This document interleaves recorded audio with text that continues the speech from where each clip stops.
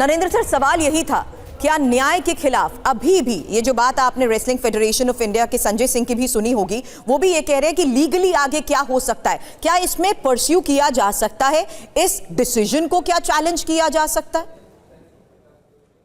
देखिए, मैं खुद एक इंटरनेशनल का प्रेसिडेंट रह चुका हूँ, इंटरनेशनल स्पोर्ट जो ओलंपिक की है।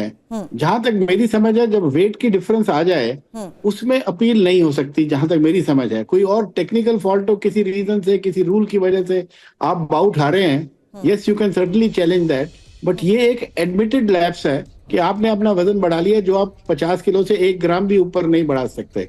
तो 100 ग्राम बहुत बड़ा होता है। और अगर आपको याद हो, एशियन गेम्स में सुशील कुमार का वजन 40 ग्राम ज्यादा था, तो उसको बिफोर इवन स्टार्टिंग डिस्क्वालीफाई कर दिया गया था।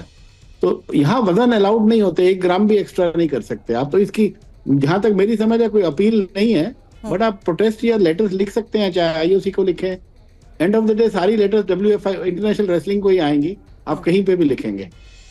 शुक्रिया नरेंद्र जी, TV9 को वक्त देने के लिए। और इस बीच ये हम समझने की कोशिश कर रहे थे कि आखिर क्या विकल्प इस वक्त दंगल गर्ल के पास हैं, क्योंकि दंगल गर्ल का सपना टूटा है। और जो खबर आज सामने आई है, साफ है, पेरिस ओलंपिक में भारत को ये बड़ा झटका लगा है। लेकिन फाइनल से पहले पहलवान विनेश फोगाट अयोग्य घोषित हो चुकी है, यही बड़ी खबर है। और ओवरवेट होने की वजह से फाइनल नहीं खेल पाएंगी विनेश। आपको बता दें, आज रात विनेश फोगाट को फाइनल मैच खेलना था और विनेश का वजन 50 किलो से ज्यादा निकला। और फ्री स्टाइल में खिलाड़ी का वजन 50 किलो से कम होना चाहिए। 50 किलो कैटेगरी में हिस्सा ले रही विनेश फोगाट का वजन 100 ग्राम ज्यादा होने की वजह से अयोग्य घोषित की गई।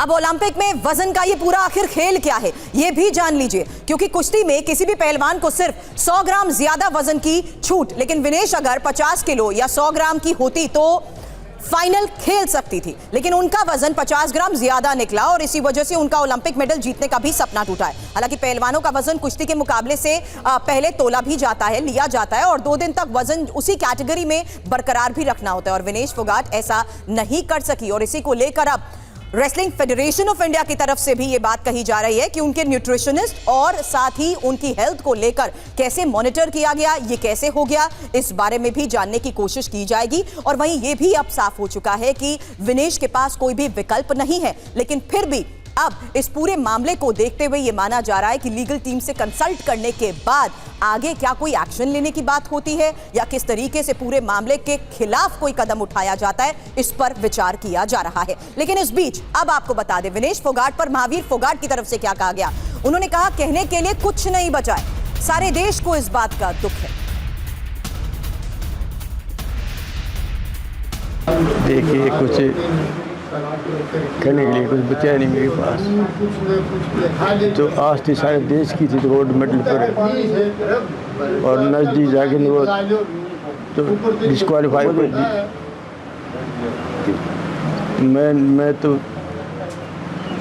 माँ बाप, मेरे को तो दुख है, लेकिन सारे हिंदुस्तान को इस चीज़ का बड़ा दुख है, जिसने पूरी आस उम्मीद थी जो गोल्ड मेडल किया और वो नजदीक जा कर के जो हो गया, तो सारे देश को दुख है चीज। हालांकि इस वक्त हर कोई यही जानना चाहता है कि आगे होगा क्या। अब विनेश फोगाट को मेडल नहीं मिल सकेगा। बिना मेडल विनेश को देश वापस लौटना होगा। विनेश फोगाट सिल्वर मेडल की भी हकदार नहीं होंगे।